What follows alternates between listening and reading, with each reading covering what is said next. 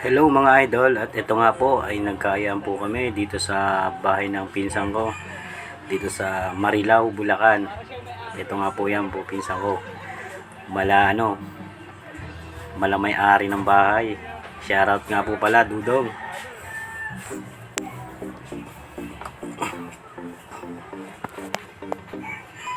At ayan nga po, pagdating namin kasi nauna sila, tulog na po sila. Sarap ng tulog, mga naka-aircon kasi, naka-full pa yan. So ayan nga po, medyo natuwa ako sa loob, second tour ng bahay ng pinsan ko, kaya tamang tour lang yan. So binalikan ko po sila, ayaw pa kasi magising eh. Ayan, sarap ng tulog, aircon pa. Sarap talaga matulog sa totoo lang kapag naka-aircon.